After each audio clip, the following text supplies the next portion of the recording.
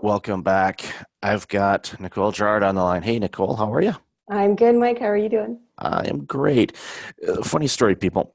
Nicole and I have been at several events and we've never met each other. We're like, we find out, we'll see an Instagram post and we're like, wait, you It's were true. there? I was Yeah. there. So and this has been going on for a couple of years now. So Yeah. it's almost now a game. It's like, It's okay, true. let's not try to hide from each other, but we just, eventually what'll happen is we'll turn around, we'll each have coffee or something, we'll look at each other and go, whoa, Hey, a divide by zero moment. Uh-oh, what right? happened? So, And it's funny because we've had virtual coffee chats, but mhm, you're right. It's like the ships passing. It's like those comedy movies you see where you're there and you don't see each other. mhm, Yeah. exactly. Yeah. No, it's good. I'm happy to be here. Thank you for having me. Oh, glad to have you here. So, you do a ton of awesome things, but one of the things that jumped out at me that is relatively recent is the GYST method. So, tell Mm-hmm. tell us about that and what how it came about and the Sure. stuff that you're doing. Sure. So prior to the GYST method and still sort of on the side, I do have my own consulting agency where it's more focused on the operational side of things, which is where most people struggle. And my business partner and I were actually both working with a mutual client that did some excellent work in leadership training. And it's funny because he and I have also, and for a good 15 years, worked at the same company a long time ago, keep bumping into each other during consultancy work with clients, like in and out. And finally, about 3.5 years ago, we ended up working together. And through the process of working together, we took a look at a lot of the great work that people do in terms of leadership training and mindset training and sort of the resilience that's required in order to do really great and effective work. And the piece that we saw that was missing was that functional piece. Okay, I get the theory. This has been a wonderful, sort of mind-bending workshop on why I need to do things. But a lot of people at the end of those kind of look at each other and go, okay, I have all the information. Now what do I do? Like, help. And so that's sort of where the idea of the GYST method was born out of. And for those listening that don't understand what the GYST method is, it stands for Get Your Shit Together, because my business partner and I, his name is Kirby James, he and I spent a lot of time coaching senior executives, CEOs, and high-level performers one-on-one. And Get Your Shit Together has sort of been this loving, grab you by the shoulders and shake you a bit when you're going down the wrong path. And the people that love you and care about you look at you and go, oh my God, you're so amazing, but you're self-sabotaging. Get your shit together because you can do this. And it's funny, the reaction we get out of a lot of people when we say what our new sort of service offering and workshops and training is about, they go, oh my God, that's amazing. Like, what do we do? Which has been really encouraging. But again, it can sound kind of harsh when someone says, get your shit together. But you have to remember it often comes from a really loving place. And it's a place where people around you can see the opportunity that you're missing and you're doing this dumb stuff. You're kind of sidelining and you're self-sabotaging and you're editing yourself and you're holding back. And there's a lot of fear there. And you need someone oftentimes just to give you that little push. So that's really what sort of the underlying birth of this new product and service came from. And it's doing really well so far. It kind of gets people's attention, which was the point. But we really passionately believe that there are some senior leaders and CEOs and organizations that are on the brink of changing their culture for the better, for making that bottom line more positive, for affecting their community in really great ways. They just need that push because they're a little bit stuck. And that's okay. We come in and unstuck you. Well, a couple things. First I go, okay, where were you guys a decade ago when I was going through my burnout and as an executive and doing all the things Right? and in the culture thing, we'll get to that in a second because that's Sure. huge right now as well. Yeah. But I find it and with a lot of executives, and I agree, they are right there. They're so close to be Yeah. able to take their organization from, using a Jim Collins phrase, good to great. And Yes. and Yes. sometimes they get in their own way because variety of different things. One, they could be, working too hard and not working smart. They're Mhm. burning out because what got them there won't get them where they need to go. And 100%. and when they do that, they sometimes forget, okay, I need to delegate this off, or I need to bring in somebody that has expertise in this area. It's not a forever and ever type of thing in many cases. It's just like Right. at this particular moment, for us to get this organization to this level or launch this product, what do we need that we don't have? And have that honest conversation. And the fact that you guys do it in a way with, like you said, with love and compassion, because I think that's ultimately when people are burning out, everyone around them knows it's happening except them because they're Mhm. so focused and they can't feel or taste or do anything Yeah. that it helps them. Okay, let's get this taken care of. Now, here are the things that you're doing to self-sabotage.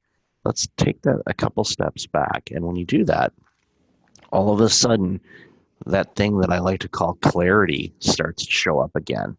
Yep. And then they start seeing things that were there, opportunities they could jump on, but Yeah. because they were so Stuck. self-absorbed and stuck, Yep. now they can see it and they take it, and then the organization makes that next step and that next step. And Exactly. and with the looming recession that we keep hearing about, So glad you said that. um, I encourage organizations right now to take the opportunity to do the things that they need to do to prepare themselves for that. Not in a fear mongering or doom and gloom or Yes. the sky's falling kind of thing, but this is a great time to take stock and go, okay, who are we? What's Yep. our organization? What do we do? Yeah. And And I'm so glad you said that. We did so we also have a YouTube channel, a show called the GYST Method Show. And one of the episodes that we did in, I want to say it was in at the end of July, was exactly about what you just said. So yes, all of the economists, like everyone's super positive because we want to keep the economy going. I get it. But you are seeing this sort of um, contraction, right, of larger organizations, some of the big multinationals that are already starting to make changes.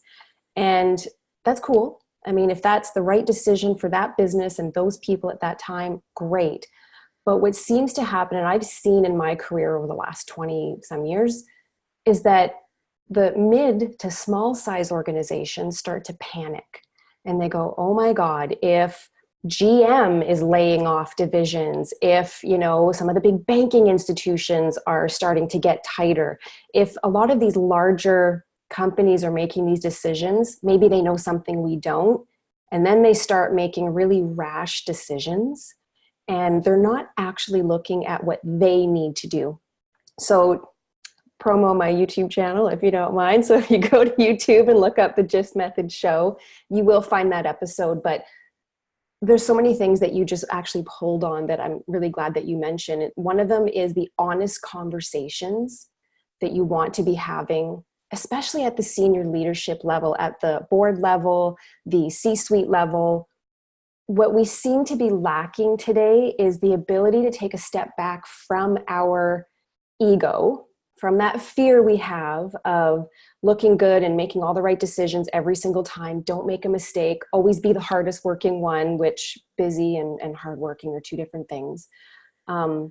It's just taking that step back and having an honest conversation and saying, okay, here's where we are right now.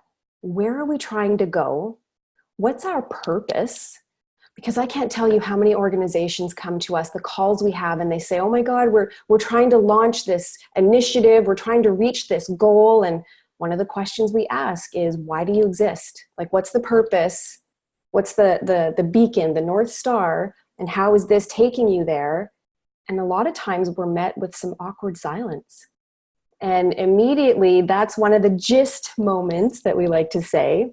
And we go, okay, well, you say you want to go here. This is your purpose. This is why you do what you do, who you're trying to help and serve. But this panicked project you have going on over here isn't getting you any closer. So our question is, why are you doing it? What's the point? What's the purpose? And so a lot of organizations get tied up in these circles that Far enough down the line, you start to look at the economy and the market that you're in, and things are starting to get to that tipping point. What can you do now to course correct? What can you do right now? What are the conversations you can have, the processes you can tighten up, the people that you need to prepare for the future? Because it's not just about getting through a recession or a market turn. It's about staying and sustainability. And for me personally, I'm super passionate about that because businesses have the biggest impact on your community. And if the leaders of those businesses aren't resilient enough to make those good decisions and to course correct and steer the organization in a good, positive way, the ripple effect of layoffs and cutbacks and the gig economy, it affects communities at large. And I fervently believe that organizations are one of the keys to a positive, happy community. And then, of course, we're going to go global because it's not just about who you're working with in Toronto, it's who you're working with everywhere. It's crucial, and I've seen it. My dad worked for, like, we call them Generous Motors, and we've mentioned GM before. And I've seen, you know, communities Yeah, really suffer because, and we'll go. Let's talk about small business instead of GM. sure. So you've got a small business, an office. Let's say it's an office of 20 people or Hmm. something. It's a startup.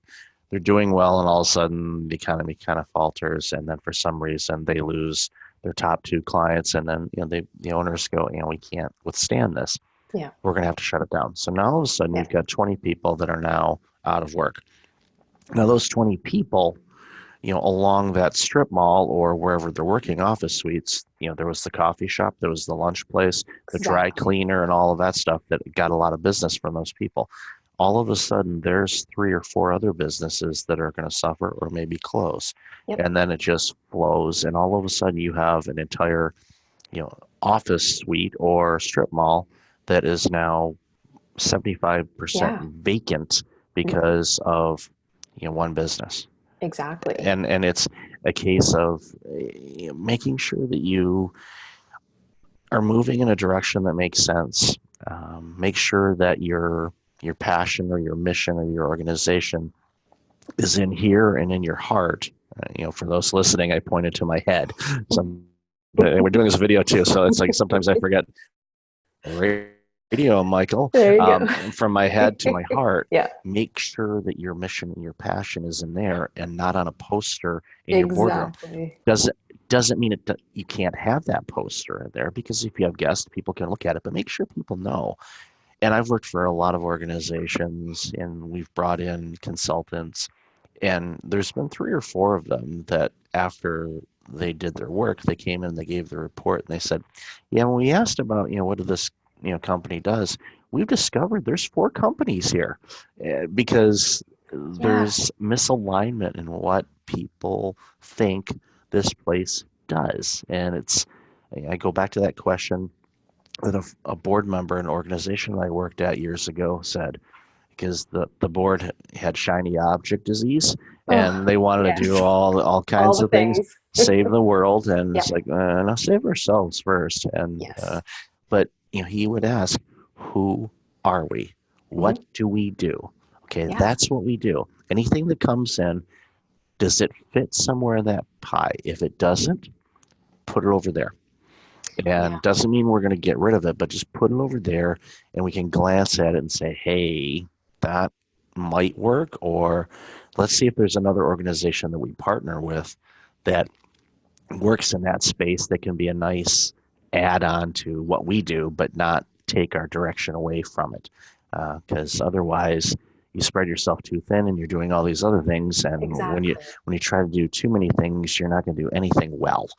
Yeah. And I think that's actually where our sort of raison d'etre, our reason for being, and yours really align nicely. Because and I'm sure you've seen this as well, correct me if I'm wrong, but over the years and all the work that we've done and the people that we've worked with, we've sort of distilled down sort of the top reasons why the top senior leaders burn out. And what a lot of people fail to recognize is that if the top of the company, the decision makers and the visionaries of the organization are burnt out, that's going to permeate. It's going to spread and the culture is going to dive and all these other things everyone talks about. One of the reasons that, and you've started talking about this a lot recently, which I really appreciate, it's boundaries.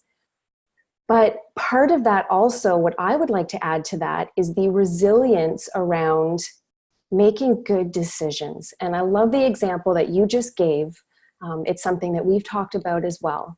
And that's the fact that just because you're presented with an opportunity doesn't mean it's the right one for your organization.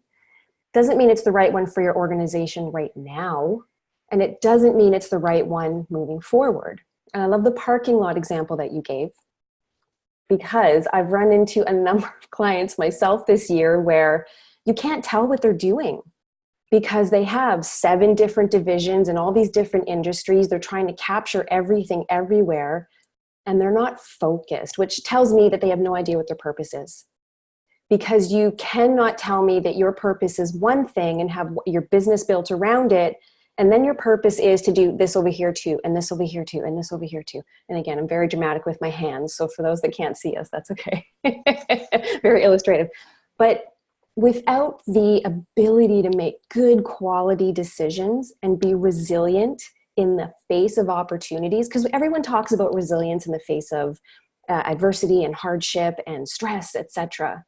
But I also believe there's that piece that senior leaders, board members, C-suite, senior leader and managers need, is to develop the ability to make good decisions and have resilience in the face of opportunity, so that you aren't splitting your focus, which then leads to overworking. You're making really poor decisions because you're stressed. Then you start to burn out. Excuse me. It's sort of this knock-on effect. So the ability to do that, I think, is so crucial, because again, the decisions you're making now impact where you go in the future, and then it impacts everything around you and in ways that you may often not have seen the connection to. You see the unseen, right? So I think that's super important as well.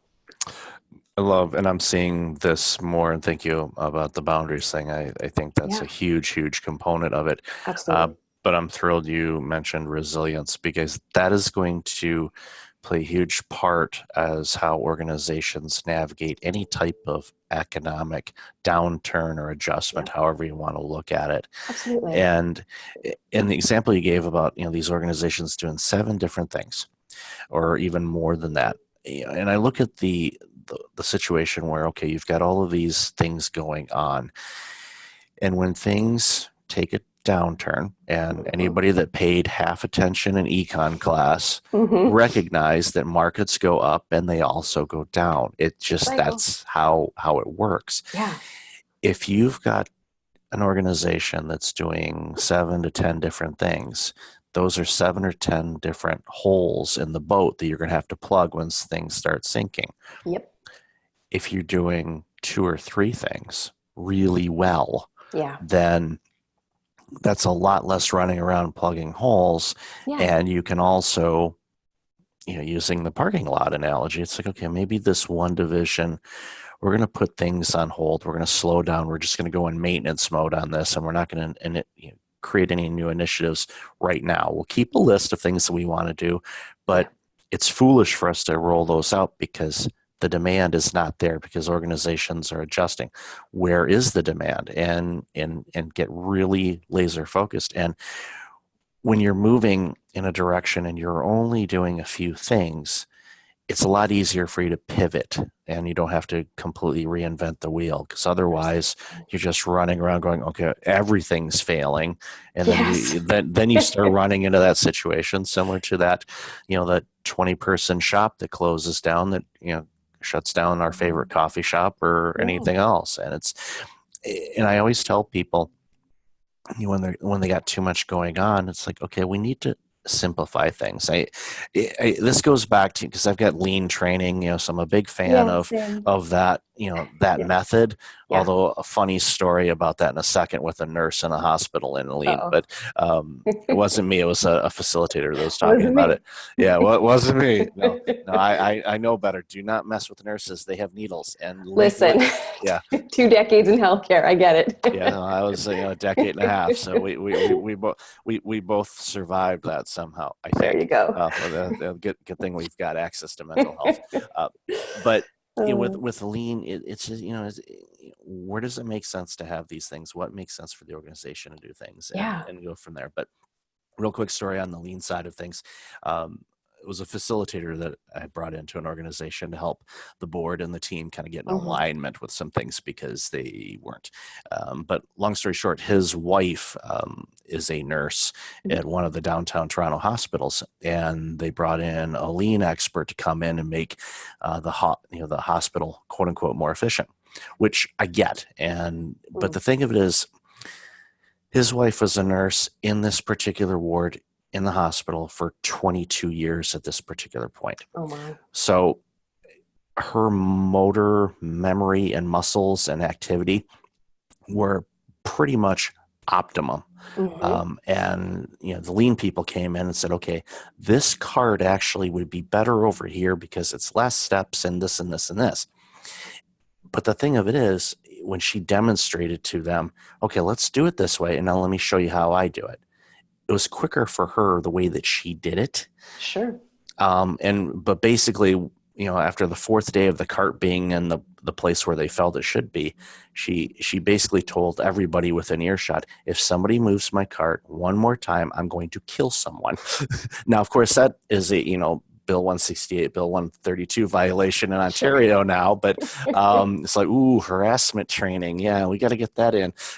But She's frustrated. I get it. exactly. But it was one Yeah. of those things where an understanding of how the organization works and the pieces involved Hmm. is something that organizations like yours and mine, we look at it a little bit deeper and go, okay, yeah, paper says this, but Yes. if we apply maybe a little bit of hybrid of that, it may actually be a better fit. Yeah. So no, that's my Lean story when I talk No, with and I people. think that's great. And every time I talk about lean, I always have those that visual in my head of the flip charts with spaghetti diagrams. I don't know why. But you're absolutely right. And another piece that I find that people miss, and I understand why, and this it also frustrated me when I was, director of operations and was doing a lot with large organizations as well, is decision makers and those with the best of intentions oftentimes forget or think it will take too long to speak to the people about the process that they're trying to change and who it's going to impact.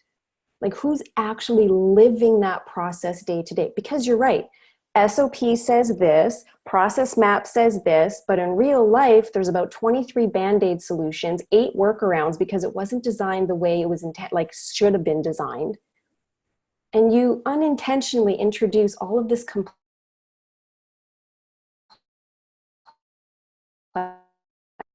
complexity, time, frustration, because people don't take the time to actually look at what's happening in real life and then go, okay, well, here's what's happening in real life.